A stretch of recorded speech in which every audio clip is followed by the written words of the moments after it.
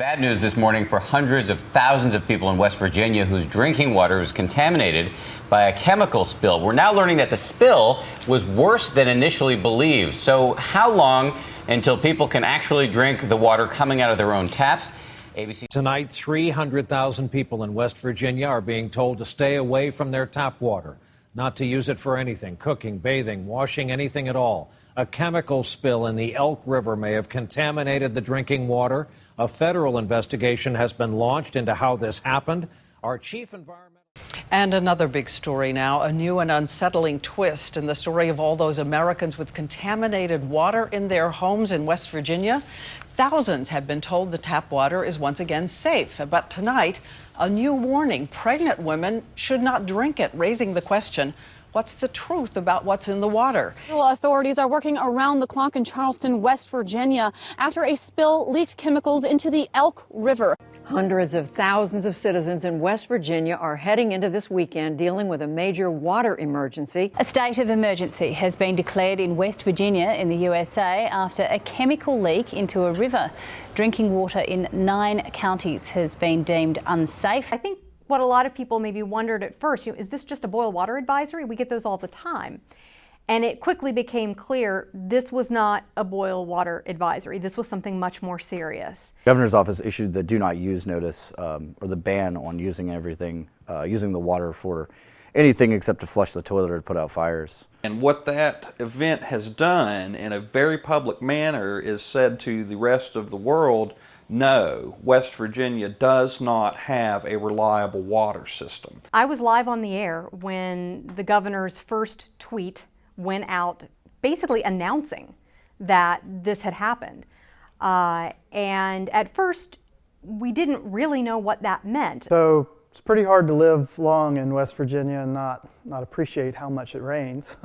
and so water is a prevalent feature in the state of West Virginia. Rivers are a huge, huge component of the West Virginia landscape.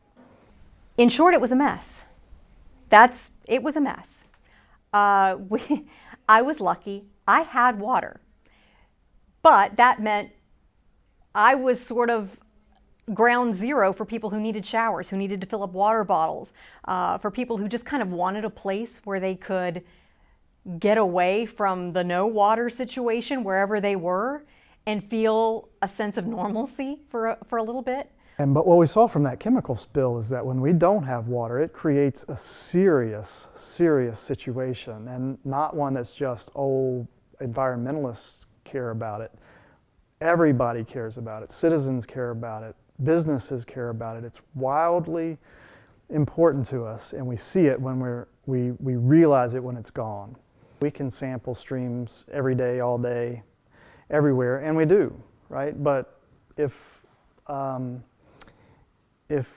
residents in these areas aren't aware of it, or if it doesn't become part of what they're conscious of, it has less value. What that situation might have been like if these sensors were available and journalists could have been pulling samples and testing things.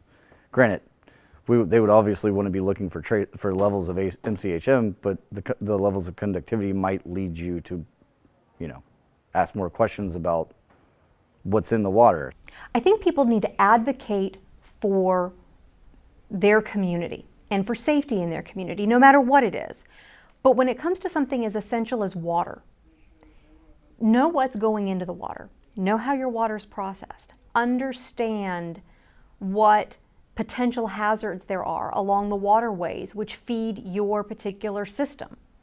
People didn't know. You have to be protective of that water because so much of our state, so much of our businesses, our economy depends on it. It is not just people who care about the environment. They care about the environment because of its value to the people that live here.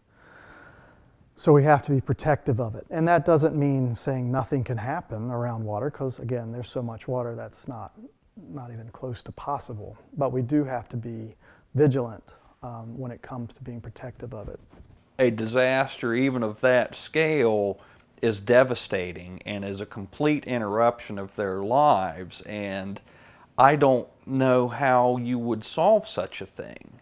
You know, we even the federal government now has the ready.gov to encourage you to think of these things and to be ready for them, and to communicate to a group of people who live check to check and month to month and otherwise, you know, really display rent-seeking behavior, that they need to take a much more vested view in their long-term security, regardless of the event, is a tough sell. I think it really shows, this shows the power of community when it comes to a story like this, because Facebook is in essence an online community, and Twitter in a different sense is also an online community. And these were people all from the same general area, but others who just had an interest in the area, getting information very quickly through a non-traditional sense.